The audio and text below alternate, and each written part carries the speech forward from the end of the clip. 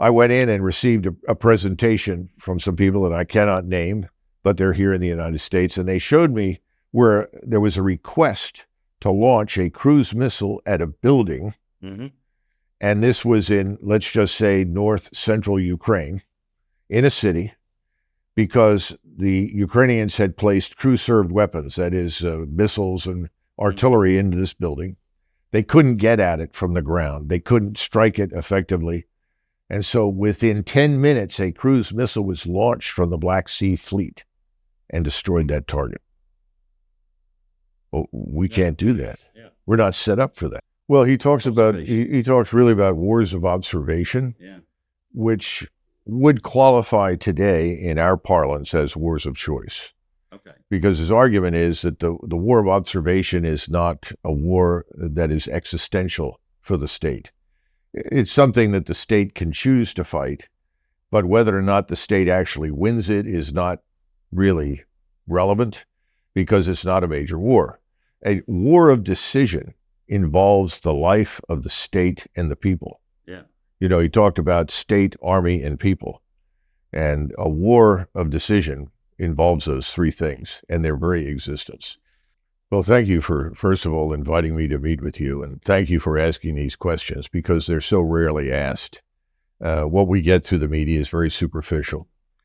The first thing I think we need to understand, which is a point you've actually made, is that armies, military establishments, are composed of flesh and blood. We seem to forget that, particularly in the United States. We tend to think in terms of technology and money. We lose sight of the human factor. That's also the cultural factor. Yes, and with the human factor comes everything. You know, the history, the culture, the experience, all of those things are brought to bear on a military establishment in the event of a conflict or a war.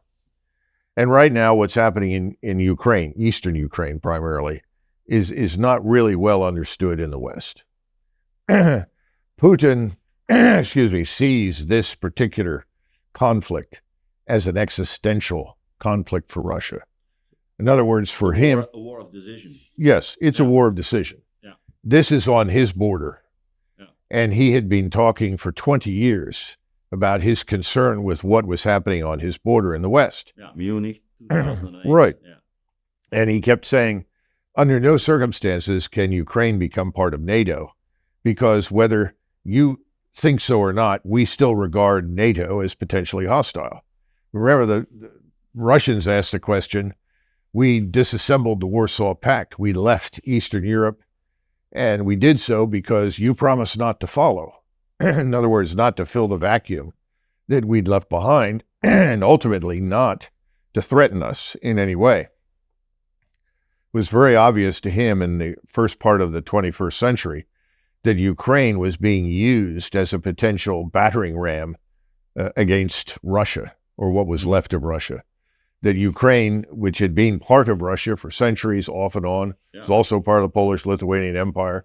It had changed sides, borders, populations changed, but always it was very important what happened in Ukraine. It was the traditional route of invasion, and there was always fertile ground in Ukraine for anti-Russian sentiment, particularly in Western Ukraine. So he's acutely sensitive to all of this, and then watched what we were doing, and he kept saying, don't do this, don't do this. Keep in mind, the Russians are not fools. No. I mean, everyone who lives in Eastern Europe knows the history for the last several hundred years, and some would go back 1,000.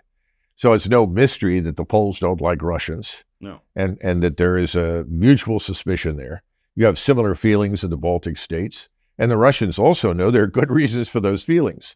And they have bent over backwards since the dissolution of the Soviet Union to try and demonstrate that they are not like the Soviet Union. And we forget the enormously consequential economic collapse inside Russia that set Russia back decades, effectively. Putin, in the 90s, you mean? Yes. Yeltsin. Yeah. And Putin has spent a great deal of his time trying to recover that, rebuild the standard of living, improve prosperity, and has spent surprisingly little on the Russian defense establishment, which is one of the reasons when the war begins and he moves relatively few forces into Eastern Ukraine, people are shocked. I was surprised because I knew that the force was small, but I was surprised at how he went about this, and suddenly became very clear he's got a small army. He doesn't have the punch, the ability to do what we are accustomed to seeing the Russians do. And it's interesting to me to listen to people in the West who castigated the quality of the Russian army and its smallness and so forth, arguing, well, see, there's nothing to fear and this could always be defeated. And that was behind the scenes what Washington continued to tell Ukrainians. And we put effectively a puppet regime into power in Kiev that was pro-Western and anti-Russian. And we threw the anti-Russian regime in Kiev out. We used our Ukrainian allies to do that, but that's effectively what we did. And then we began to see election after election, and you could always see the electoral map, and you saw that everyone who was east of the Dnieper River and part of the northern portion that touched Belarusia, all the way down and through Crimea, was always pro-Russian. And west of the river tended to vote on the whole in support of the Western perspective, the Western orientation, and wanted to divorce itself from Russia. And in 2014, I was interviewed on RT, and I asked them to put the electoral maps up, and they said, so what is your point? The point is there should be a referendum. Let these people vote themselves out of one country and into another if that's what they want to do. And I said, we should facilitate this. This is what OSCE exists to do. This is what we as Americans should be interested in. Let these people govern themselves as they see fit. And clearly one side is unambiguously Russian, the other is not. I had a conversation with Nikolai Petro just the other day, and he talked about the history of this inner conflict within Ukraine, and it's very important to it. Yeah, I mean, if you go back to the 1700s, you're dealing with Charles XII of Sweden, and you have left bank, right bank Cossacks. Yeah. You have Cossacks fighting with the Russians and Cossacks fighting against the Russians. That reaches all the way up through World War II. But the point is, let's just acknowledge this exists and have a referendum. Well, then I was pilloried and attacked on the Hill that, the Ukrainian territorial integrity must remain unchanged. And of course, by now, the Russians, fearing they would have a NATO naval base in Crimea, had already invaded and seized Crimea. Well, I don't think that was as big of an issue for Putin as losing control of Crimea and effectively ceding the Black Sea to NATO. Yes. The Black Sea is to the Russians essentially what the Great Lakes are to the United States. If you moved a foreign flotilla down the St. Lawrence Seaway and into Lake Erie, we'd be up in arms. Yeah. We also look at the Caribbean as a lake. Absolutely. And of course, they fought hundreds of years to drive out the Turks, the Mongols, and the Tartars. All had to be driven out because initially all of those peoples were surrounded the Black Sea. And they were hostile to Russia. They were Muslim. And the czars fought off and on all the way up through Catherine the Great. She finally gets control of Crimea in 1776. But the other thing that was happening in eastern Ukraine that we need to keep in mind is it wasn't simply, well, if the Ukrainians want to join NATO, they can do so. We were building a Ukrainian army deliberately in eastern Ukraine for one purpose and only one purpose, to attack Russia. And then that happened since 2014. Yes, absolutely. Well, we had already provided assistance in various forms, but it became a major focus for us to build a new Ukrainian army on the NATO model. Yeah. So we see this army emerge ostensibly for the purpose of seizing control or regaining control of Crimea.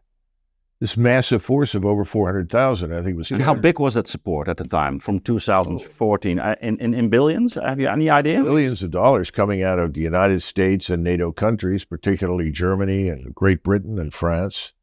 I don't know what the Dutch contributed, but there was a NATO program, obviously led by us, to create a brand new NATO army inside Ukraine that was unambiguously offensive in orientation. Now, at the same time, they began building these extensive defenses that would be behind them, that they felt they were going to need in the future, which has turned out to be accurate.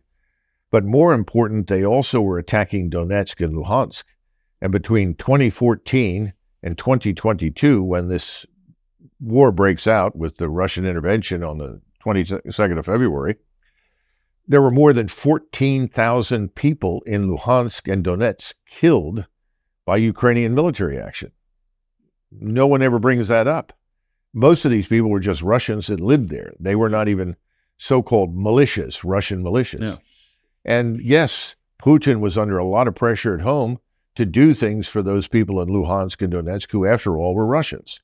So Was it artillery fire? mostly artillery, but there were some ground assaults into the areas. And the point is that they were considered breakaway provinces, and these Ukrainian forces were being built to retake them and then launch against Crimea. And when they talked about Luhansk and Donetsk, they talked about the beginnings of ethnic cleansing. We're just going to drive all the Russians out, get rid of all the Russians. Remember, this is at a point in time where the Russians were already second or third class citizens in Ukraine anyway, which is why these Minsk Accords eventually are set up, which turned out to be irrelevant and an empty facade. Well, when they came in, it was over about 240,000, but they went up to over 400,000 because these were reserves. Yeah. So the combination was over 400,000. It was a serious army. Yes, it was a very good army, very well trained, had lots of equipment. And when the Russians went in, they only actually had initially on the ground in Ukraine, in that part of Ukraine, only about 90,000 troops. You're asking critical questions, and I'm sure we'll know the absolute facts, but let's back up and talk about Did you understand? Oh, yes. Yeah, I do now. I did not at the time. Okay. Neither did the Russians. Okay, and we have to understand this. When he first went in, I think he thought this was his opportunity to signal to us how serious he was, as though we were going to suddenly change our approach and take him seriously. He completely misjudged this. Yeah. Putin is someone that has always been of, major Russian figures, probably the single most Western-oriented or pro-Western leader of the bunch. Very much so. Yeah, he lived in Germany for... Yes, he did. You'd have to go back to the late 19th century, early 20th century to find Russian czars who had the kind of positive view of the West that he does, or did. And I think this was part of the problem. He assumed that we would react. Well, he didn't understand that our view of the Russians was completely skewed in favor of the Russians are weak, the Russians are corrupt, the Russians are stupid, the Russians are incapable. I mean, just go down the list. This is really what people in Washington thought. And I remember having conversations with some of them in these think tanks. And I tried to tell this one gentleman who's very prominent, you see him from time to time on YouTube and television. And I said, don't you understand? The Russian military is not the same as Western militaries. You may look at them and say, well, they don't seem to be quite as polished.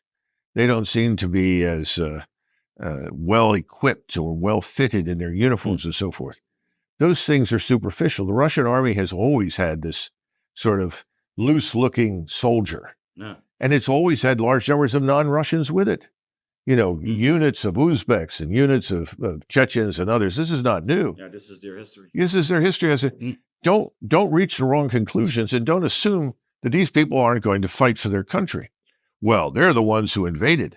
But from the standpoint of Putin, once he gets into Ukraine, what he thought was a problem is infinitely greater.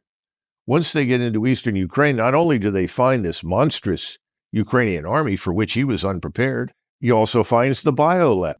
Yeah, I think so. I think both sides misinterpreted and misread things. Two things going on here. Yes, the Ukrainians and the Russians have cooperated and gotten along from time to time. They also haven't. And as we built this army up, we began essentially stoking the fires of the Second World War. Remember, not an estimated 9 million Ukrainian lives, probably 2 more million Russians as well that never are mentioned, but 9 million Ukrainians were systematically murdered between 1929 and 1933. The man who did it was in the NKVD. His name was Yagoda, and he and his NKVD officers went in there after they'd emptied prisons inside Russia and brought convicts with them because the convicts could be relied upon to rape and murder and steal whatever they found, which is what they wanted to do. They were there to destroy what they said was the Ukrainian, what we would say is middle class, but in reality, these people took the opportunity to effectively destroy Ukraine. Are you referring to the Holodomor? Yes, yeah. And this also the farmers. But there's a cultural. This is the wound in Ukraine. Oh yeah, terrible. And this is one of the reasons why there were so many Ukrainians, and then later on many Russians as well, who went over to the Germans. This is something we don't talk about. But they began stoking these old fires. And there were always people in Western Ukraine who were enamored of National Socialism. And these symbols started showing up. Yeah, yeah. And of course, this was done to aggravate the Russians on the one hand, but also to create the illusion that this was a new, superior army on the model of the German force. You're referring to the Azov regiment, for example. Yeah, absolutely. One of them. And these things were funded by, at the time, Kolomoisky, who was Jewish. Mm-hmm. And remember, we had this man, Zelensky, who was Jewish. Mm-hmm. So you had the juxtaposition of, on the one hand, these symbols of hate and murder. Even Nazism. Yeah. On the one hand. Yeah, and all these Jews who are in prominent roles inside Ukraine and inside the government. It's bizarre. It makes no sense. But when you look at what they're interested in, the people who are running the country were interested in anything that would mobilize Ukrainians against Russians. And just as we in the United States are easily taken in by these unsophisticated depictions of the Soviet enemy 30 or 40 years ago and transposing that old picture of the enemy onto Russia, we're easily beguiled by that in the United States because we've been listening to bad people speak with Russian accents on television for decades. You had something similar happen in Ukraine. I think there are two things that have to be taken into account because I've seen it happen here. It may be that President Putin received different kinds of intelligent assessments, and he picked and chose what he thought was appropriate. Yeah. I have to take that into consideration. Kind of wishful thinking. I think I think President Putin is probably the single most adult and clear-thinking man in Europe and the world today. And very prudent in a way. Yeah. And very prudent. But on this occasion, I think he grossly misjudged the West, and I think he misjudged what was going on. It was even worse than he thought. Yeah. Because remember, in his mind, he was expecting any day that these Pershing II missiles from the 1980s that were banned under the INF, that we now call them Standard missiles, but they're very, very powerful and very quick, that those would show up in eastern Ukraine. And that would place them within minutes of striking the Russian nuclear deterrent and destroy their early warning systems and so forth. That's what he was worried about. But he did, when he gets in there, he finds out this Ukrainian army is actually exceptionally good. It's not perfect, but it's damn good. And they have to make a decision after about several months. What are we going to do? And remember, they tried in Istanbul, and they thought they had an agreement because the keystone in the agreement was neutrality for Ukraine. Yeah. And at that point, he was ready to back out of Ukraine. And that brings up something else that's interesting. When the Russian forces first entered eastern Ukraine, they encountered lots of Russians. Obviously, the people there were Russian. Yeah. And they said, well, thank God you've come. And then the people said, well, what are you going to do? Well, we're just here to, push the Ukrainians back and then get a deal. And then we'll leave. And the Russian people there said, if you're going to leave, then the Ukrainian secret police will come back and put bullets in all of our heads. So many of them said, the hell with you. We're not going to support you. If you're not here to liberate us and protect us, you're not here to stay. Go home, you know. Literally, these conversations were held. This was reported back to Putin. This is where Putin begins to realize he's dealing with a different animal from what he initially thought. And what he was looking for was something on the Austrian model. Yeah. Because just as once Austria became neutral and the Russian forces left, there was still a Russian representative on the Austrian Defense Council for many years. And his job was to make sure the Austrians actually carried out, to the fullness of the law, what they'd agreed to. And that's what Putin wanted in Kiev. I want a Russian on the National Defense Council so that they can monitor that you're genuinely neutral. Yeah, but the interesting thing, of course, is how it's going to develop itself, because it became something different. Well, that's right. The great lesson of margin of victory is that whatever you anticipated doesn't turn out to be the case. Yeah. So if you think you're moving in for a brief period of time, or this is going to be a short war, you've probably made a serious mistake. So before you start anything, you need to stand back and look at all the possibilities. Do you think at the time that Putin was aware that in fact he was fighting a war against the West? No, that's the problem. He thought we were approachable. He thought the people, especially in Berlin, he was shocked when Scholz shows up and spews this nonsense. It was a case of a cognitive dissonance, as we say in English. He couldn't reconcile what the man was saying with reality. He said, Schultz has joined this. Berlin is now in this camp that is violently anti-Russian. And we have no reason for the Germans to hate us. We've gotten along with the Germans. It's just sort of, what is going on? He couldn't believe it. Relation to... I think the problem there has always been his association with the KGB. The assumption is that he's another NKVD thug like Yagoda in Ukraine.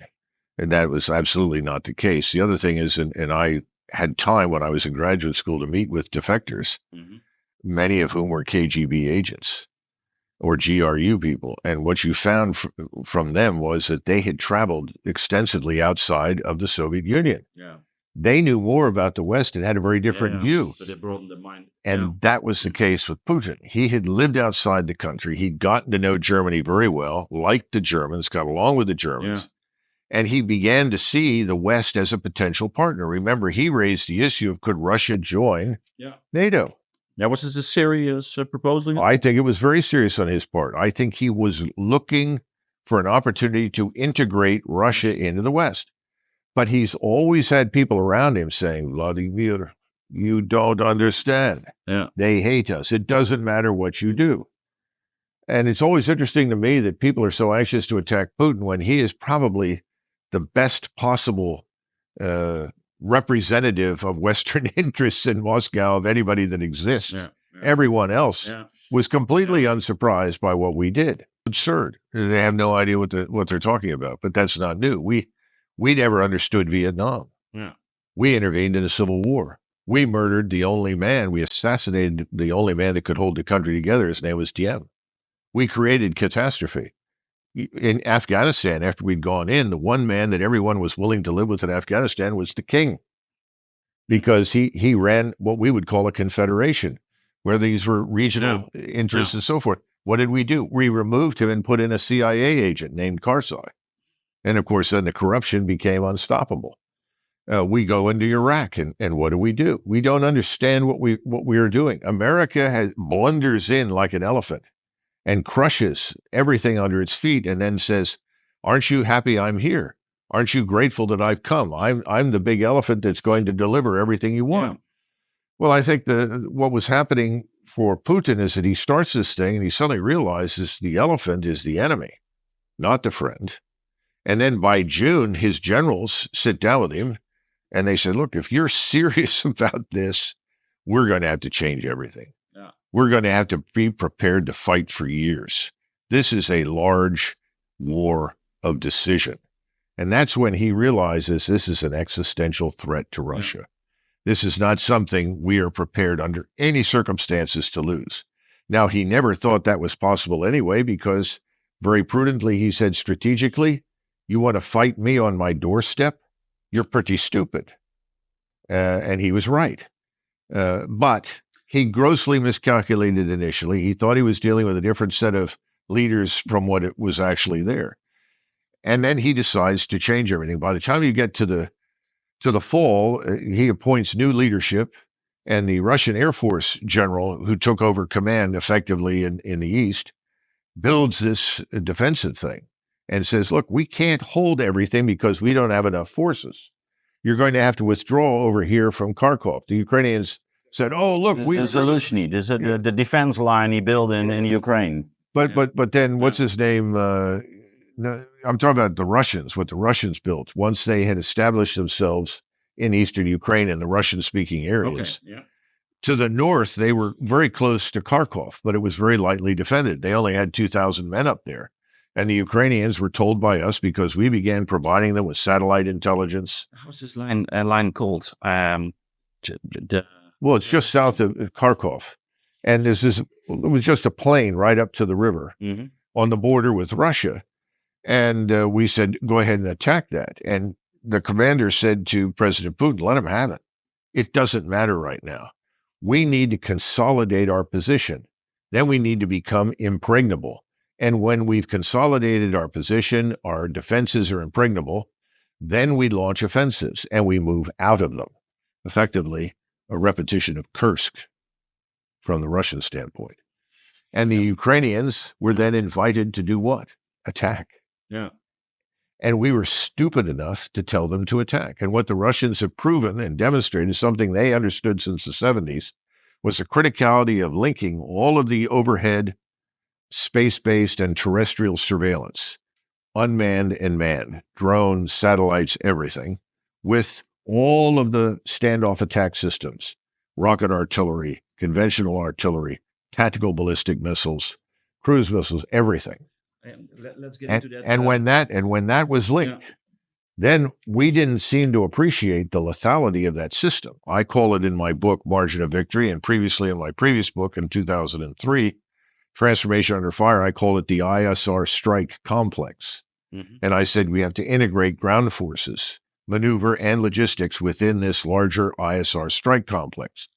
We have to go all the way back to Ogarkov in the 1970s. Yeah, that's the ISR is intelligence, surveillance, reconnaissance. And he talked about the recon strike platform in space that will allow them to target and destroy anything on the planet.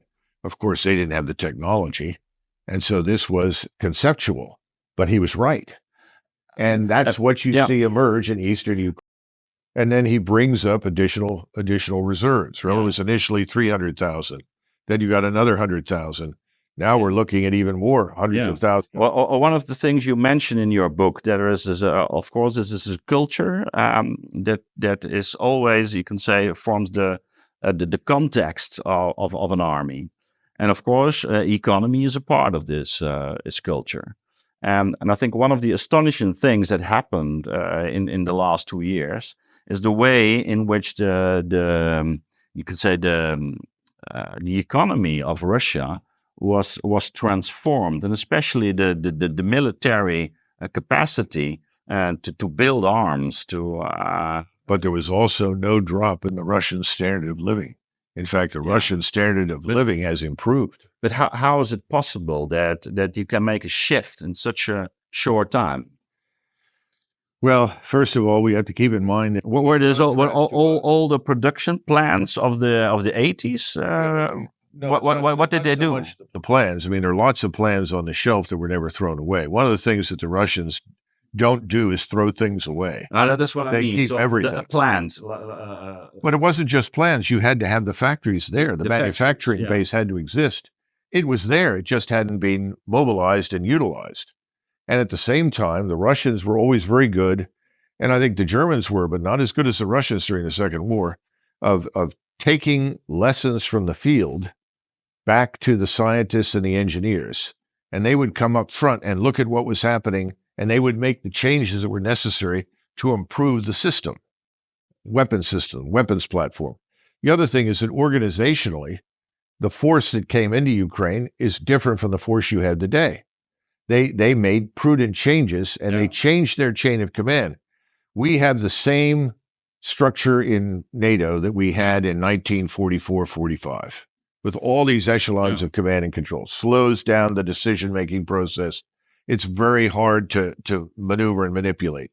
One of the things I pointed out in the book was that Eisenhower, as Supreme Commander, had to fight with U.S. and British Air Force officers to get them to bomb certain things that were vital to the success of the Normandy invasion.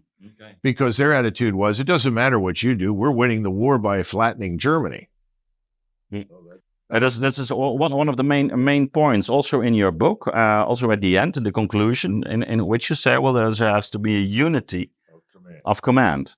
And you see on the Russian side, and when I covered the battle, the destruction of Army Group Center in June and July of 1944, even though the real numbers that I found were interesting because they destroyed far fewer Germans than we thought, and the Germans managed to do far greater damage to the Soviets than was reported.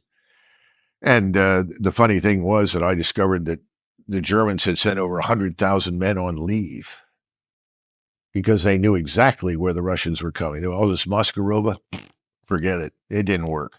The German soldiers in the field and the commanders in the field knew exactly what was coming, and Hitler refused to change dispositions. So they said, well, what's the point of losing hundreds of Yeah. thousands. So they sent 100,000 on leave. So in the day of the attack, there are 110,000 German soldiers facing 1 million. That's it. So, but that's aside from the point. But what you have with Zhukov, for instance, who's the overall commander of these fronts, he is able to summon 5,000 Soviet aircraft in the space of 15 minutes and hurl them at a concentration of German troops. Yes, Right now. now they are. So they have the different services are. Oh, yes. They are absolutely integrated, and they are responsive. There is one man at every level who commands everything. Commands everything. Yeah. In other words, it's your level, whatever it is. Yeah. It may be 15,000, 20,000, 80,000, whatever it turns out to be. He commands everything, all the air forces. And here's a good example. Well, I think it's a question in the Russian case. First of all, historically, unity of command is something the Russians have always practiced. Okay. If the man who's the supreme commander says do it, everybody does it. We have no history of that. That was true under the Tsars. Now, his generals were often not the best. Well, there were also Soviet generals that weren't very good. There were some generals that were initially out there with the forces that went into Ukraine, as well as colonels and others. They're gone. They were removed. And you talk about democracy. There was an incident involving infantry. These were paratroopers that had been placed under the command of a brigade commander. When was that? This would have been the fall of 2022. Okay. They attacked and they took terrible losses. Yeah. And the paratroopers came back and they sat down and wrote a letter. They gave it to newspaper journalists and they explained why they'd failed in this attack, because all of the measures that should have been taken were not. And the man who was in command was at fault. That was brought to Putin's attention. Putin went to the front, removed him. And that's been going on over there. Now, some Russians would complain and say they haven't removed enough. I've heard Russians say that. But the truth is, Putin has done those things. And you now have a force that has very few weak links. It's similar to the quality of the German force that invaded Russia. After Poland and the Low Countries, all the weak, mediocre officers were gone. They were removed. And the best people were in the right jobs. That's what Putin now has in his force in Ukraine.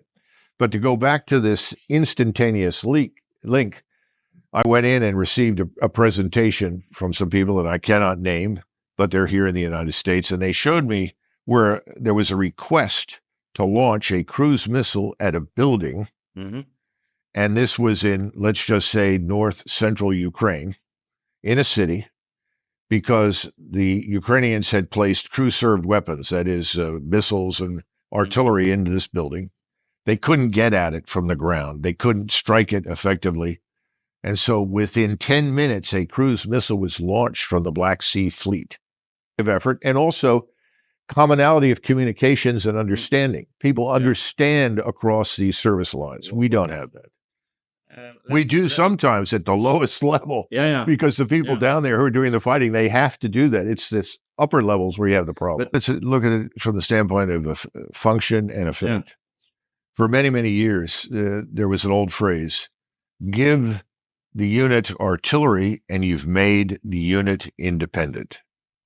In other words, if you had an infantry or cavalry force in the old days and you provided them with artillery, they could now go out and operate on their own, because as long as they were supplied with artillery, they could prepare the battlefield, attack targets, and then envelop or flank or whatever. Today, you give them unmanned systems at the lowest level, you've made them independent, because that unmanned system can provide instantaneous information. Let's say you are an infantry squad, maybe you have some armor with you. You can now see kilometers in front of you. You have a picture of everything right away. Now, some of that will come from above, but most of it's your own. You can now act on your own information immediately, because it's not just surveillance. You have to be able to act on it. We have this thing we call intelligence. Well, intelligence is information that's being analyzed and refined, but that takes time. So the first comes surveillance. That gives you the information. But at different levels, people can act on that and make it intelligence before it reaches the top. Well, today, it's a question of we've done everything we can at our level and we can't fix the problem. Therefore, it goes up to be fixed. Someone at the next level who is a targeteer, someone who targets, matches weapons against targets, says, good, we got a cruise missile ready to go. And it goes instantly. For us, before anything can happen, it all has to be approved at multiple levels. But that's the way that this Russian colonel can deal with it. Yes, absolutely. A lieutenant colonel can deal with it. Captains can deal with it. I watched video of a Russian tank commander from a Russian tank platoon, and he's directing an entire battle that involves rocket artillery, conventional artillery rounds, some infantry on his flanks against a Ukrainian element that is just being annihilated, decimated. It's fascinating because it's a kind of a decentralization. Yes. But you've got to prepare for that because you want to be decentralized. You don't see massive concentrations of Russian forces on a narrow front the way you did 80 years ago because that's a target. Yeah. You want to be dispersed. You want to concentrate your fire and then briefly exploit it by concentrating some of your force, but then go back to dispersion as a matter of protection. And then you have to build in your own integrated air defense. Yeah. We have no integrated air defenses in NATO. Right now, we can protect 5% of NATO territory from air and missile attack. Think about that. Yeah.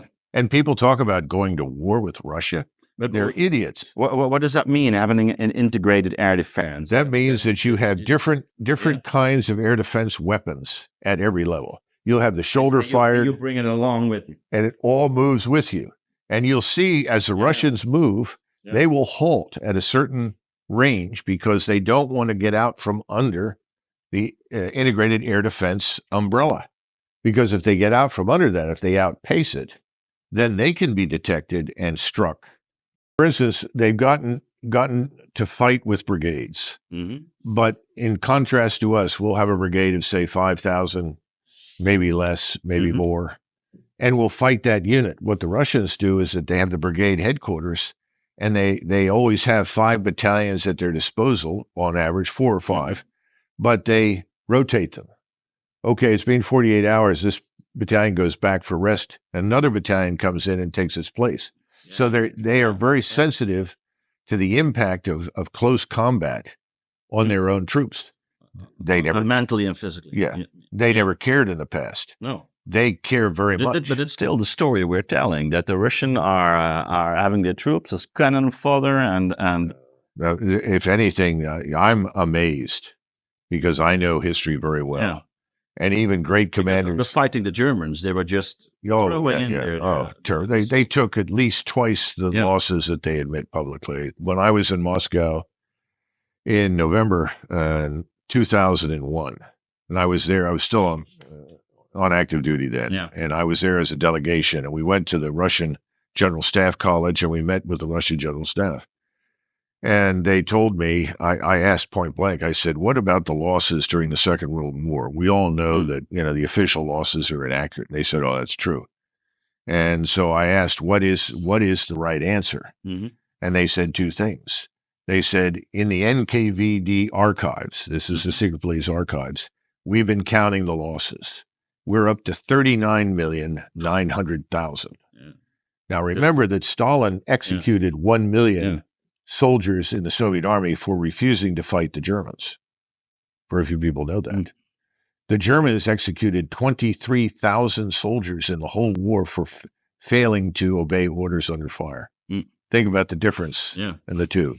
Stalin's army was a slave army. People were driven like slaves into gunfire.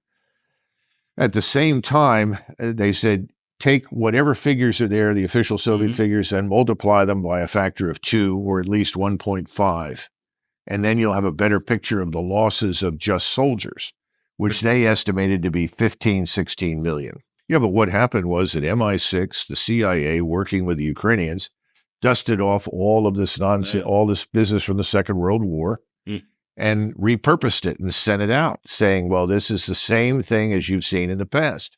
My sources are a combination of things. I've had to depend heavily on friends in Europe that I've known for years, and some of those are actually on the other side. as well as in Ukraine. Yeah. For instance, there's one, I shouldn't even say it, but I will, one Pole who has grandparents who are Ukrainian and relatives that are in a position to talk. And they give a very different picture of what's happening. I mean, today, the picture that is emerging is that all the Ukrainian people just desperately want an end to this. Yeah. You now have Ukrainians are saying, for God's sakes, let the Russians come and put an end to this, insanity. You have Ukrainian soldiers being interviewed that you can watch on Telegram saying, yes, I know. Yeah. We should go with them and kill this Zelensky and this crew. But how many casualties are we? On the Ukrainian side, I'm reliably told that it's now probably 600,000 Ukrainian dead soldiers, over 1 million casualties. And remember that they haven't had the effective medical evacuation and treatment that exists on the Russian side. Okay. The Russians have had probably 50,000 dead, although some claim less, some claim more. I would certainly say 50,000. You might come up with numbers for 55 to 60,000, particularly if you look at the Donetsk and Luhansk militias and perhaps Kadyrov's Chechen forces. It might go to 60, 63,000. But, the difference is profound. We're the ones, we in the West, that have been urging them to go forward. If you go and look at some of these television generals on the U.S. side, as I call them, people like Petraeus and Keane and others, and they say, I think the Ukrainians are really super prepared for this. They're well-trained. They have just the right equipment. I know they're going to break through these defenses. And then they try to talk about how to break through the defenses. They don't know what they're talking about. Because the Russians have built defenses in depth that are linked to all the surveillance. The Ukrainian... They didn't even reach No. beacon lines. And the Ukrainians say, as soon as I stick my head out of the foxhole, I'm under attack. There's a drone up there. So it's a layered operation terrestrially as well as in space. In other words, you've got it at every level. And again, it's not enough to see it. You have to be able to attack. And the Russians have mastered the links. Russians don't really want to cross the river and go west. And one of the reasons for that is that Putin says, if I cross the river right now, which he could easily do that, they'll say, see, he wants to conquer Eastern Europe. And he says, we've never been interested in that. We have no interest in that. That's not what we want. Yeah. No, but there's a big chance he's going for Odessa, isn't it? Odessa is historically a Russian city, a Russian-speaking city. It was never Ukraine. But there's still a huge distance from the Donbass to the Dnieper. I mean, well, there are a lot of bridges, and the Russians have deliberately left them intact. And what I see happening right now is this forces up near Kharkov are acting like a magnet for the Ukrainians. Yes. They're pulling forces from other places and putting them there because there's weakening them in the south. And they said the Russians are going for Kiev, which they may yet do before this is over.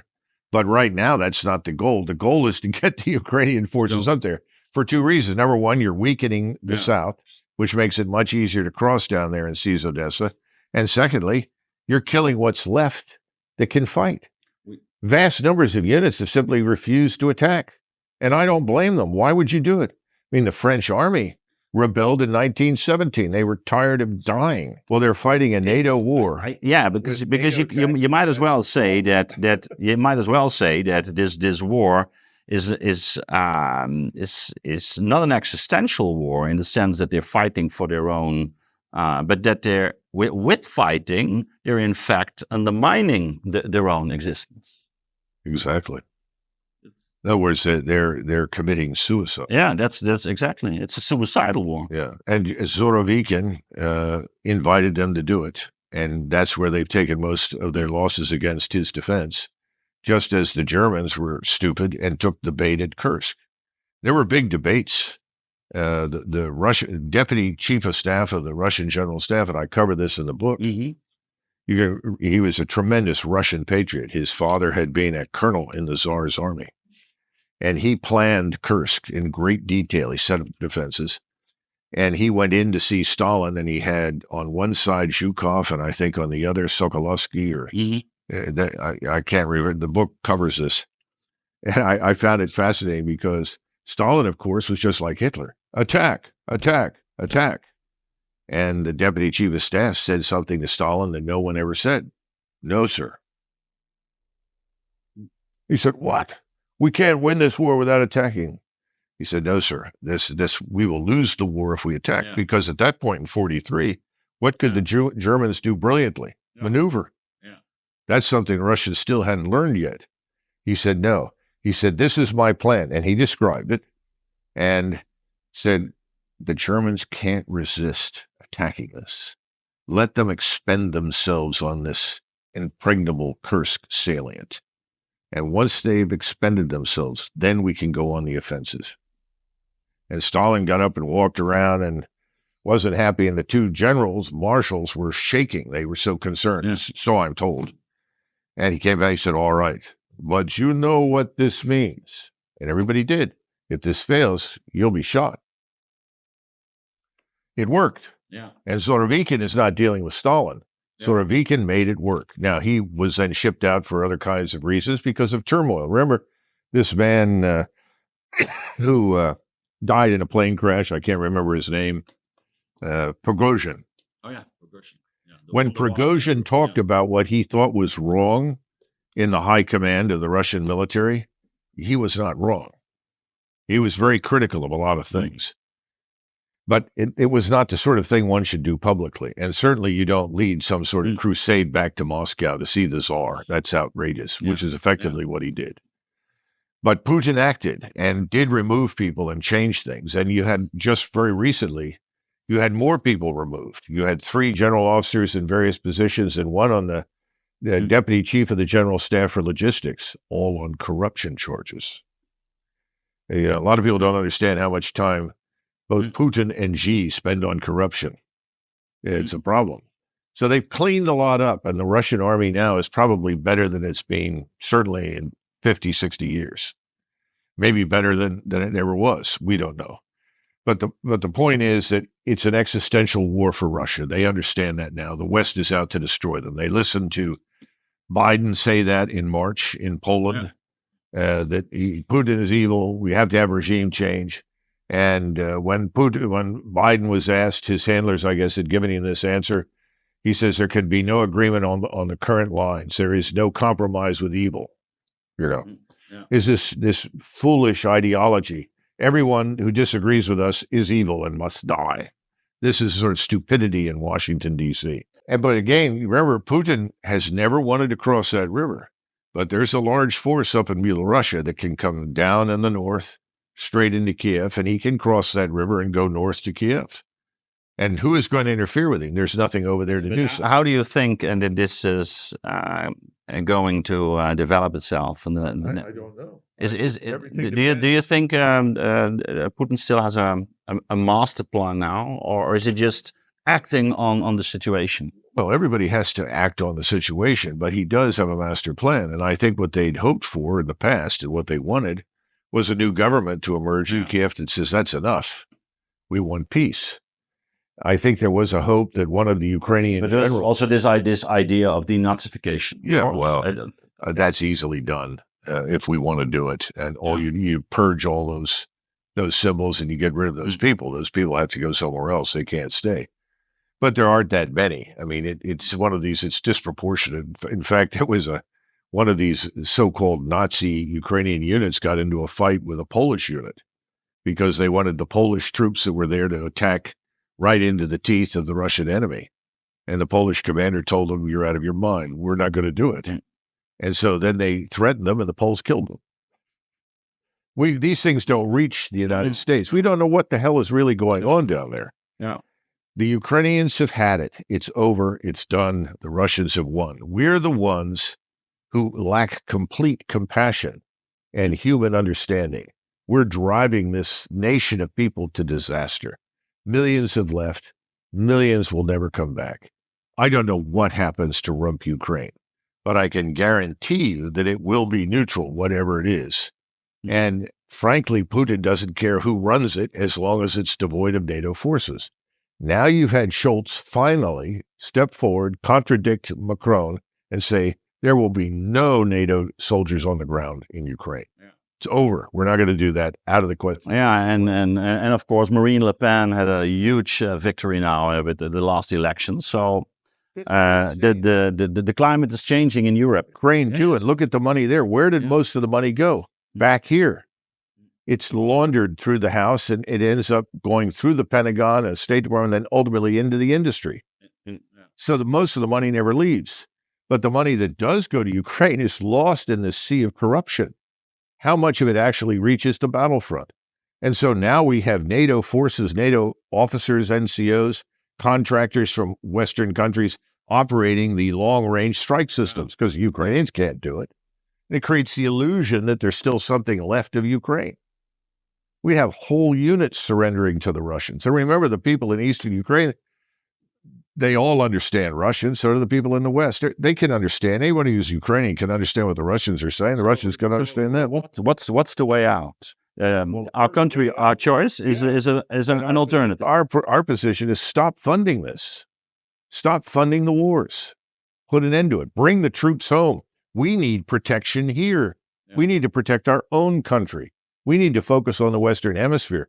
We treat Latin America with abject neglect. Are we surprised that? But it would imply a kind of a revolution right now. Well, we need it. We need that, and we can do it peacefully. I think what happens is two things. I think you're going to see this in Europe too. Americans are going to vote, assuming we hold an election. You don't know what can happen financially in this country and economically, given the very tenuous and fragile structure. But if we get to the election and they vote, and it's even remotely clean voting, in other words, we can overcome the fraud, which is substantial in all the big cities. If that can be overcome, you're going to end up with a new government. Now, will that be President Trump? Maybe it's President Trump. It could be somebody else. I don't know. I don't think RFK Jr. is positioned very well at the moment, but it's certainly not going to be the same people who are there now. It'll be a different government. What can they accomplish? And we're not sure. How easy is it to subvert the people coming in? We found out that President Trump was thoroughly subverted during his 4 years. People say, oh, well, things were great then. What he did was very little. He stopped a lot of bad things from happening. It could have been worse. But fundamentally, he's president of the United States. If he'd come to office and said in the first 30 days, I want the border closed, sign an executive order, it would have been closed. It would have been absolutely barricaded. He could have put troops down. They could have done any number of things. It didn't happen. Why didn't it happen? And now he says, well, when I was there, it was so much better. Well, it was better, but it wasn't enough. It's never been enough. The Republicans have been... So you're saying it's more rhetoric? Yes. And right now they're going to get into office and they're going to encounter tremendous entrenched bureaucracy. Mm-hmm. They're going to encounter all sorts of people with huge quantities of money who will fight them. So how far are they going to get? The question is, how far could a new government in France get? Or the Netherlands, or Germany initially. And what I think happens over time is people say, that's enough. We can't go this way anymore. And that's when you end up with what I would call a Cromwellian revolution. Because it became clear, despite every effort that went on for years to cooperate with the king, to work with the king, to work with the leadership, the aristocrats, it didn't work. Finally had to come in and say, it's over. They've got to go.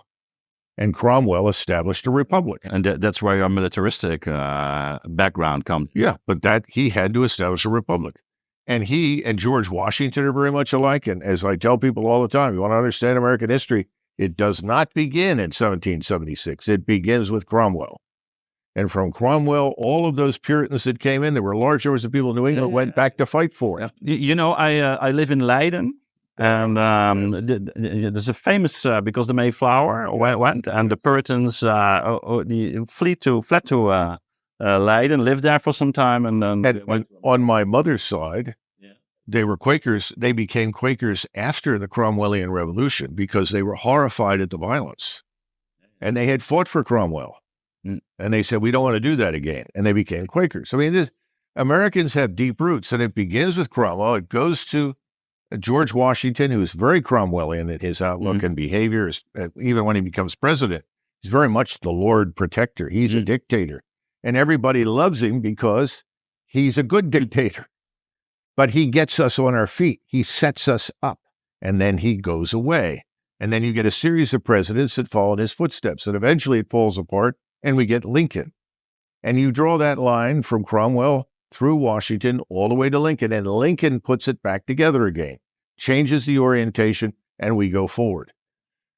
We're going to have to go through another Lincolnian, Washingtonian, Cromwellian moment at some point. I really think we will. I don't know when, how, or what. Like a next great awakening. But we have to bring the country together. We have to forge a new nation from what we... But it has a spiritual dimension as well, of course. That's why I mentioned a great awakening. It's like a turnaround. It's... And you always see in these events, we were talking about this earlier in Bosnia-Herzegovina, the resurgence of spirituality and religion with the Muslims, with the Orthodox Christians, with the Roman Catholics. And this is a necessary stage, and it's never permanent.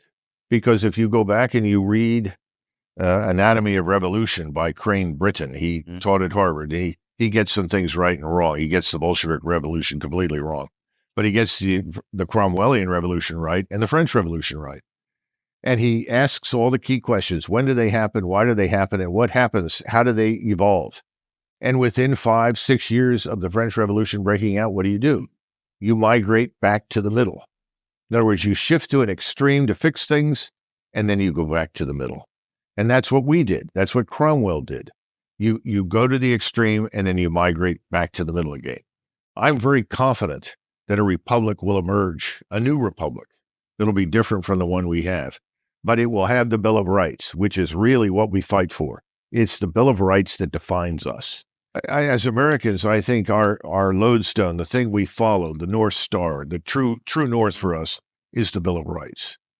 And the Constitution is a wonderful document, but there will be changes, inevitably. I mean, we're not the nation today that we were in 1787, and it's done very well for us. How much of it will change, I don't know, but the Bill of Rights is critical.